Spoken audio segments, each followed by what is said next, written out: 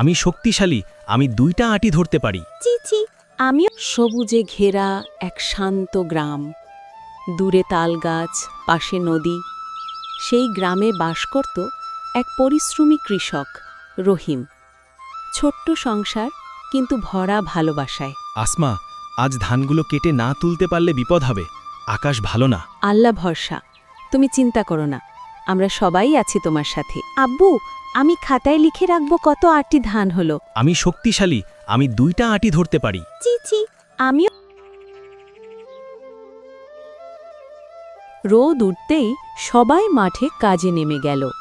রহিম কাস্তে চালাচ্ছে, আসমা আটি বাঁধছে, লিমা হিসাব রাখছে, রাফি ছোট ছোট ধান কুড়িয়ে দিচ্ছে। এই জমিটাই আমাদের ভরসা। তোমার পরিশ্রম কখনো বিফলে যাবে না। আব্বু, 30 হয়ে গেছে। আমি 10টা ধরেছি, আমি জিতেছি। চিচি, আকাশ কালো হচ্ছে।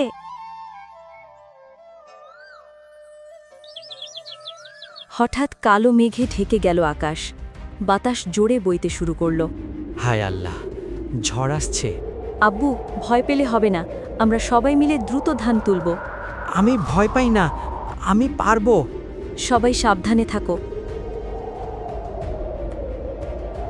ঝড় শুরু হয়ে গেল, ধুলো উঠছে, ধান মাটিতে লুটিয়ে পড়ছে।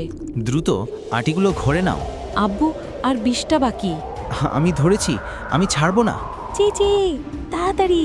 পরিবারের ছোট বড় সবাই প্রাণপণ চেষ্টা করল। ভালোবাসা আর একতার শক্তি তাদের সাহস। একটু পর ঝড় থেমে গেল, আকাশে উঠল রংধনু। আমরা বাঁচিয়েছি। আমরা একসাথে ছিলাম বলেই পেরেছি। এই সংসারের শক্তি আমাদের ভালোবাসা।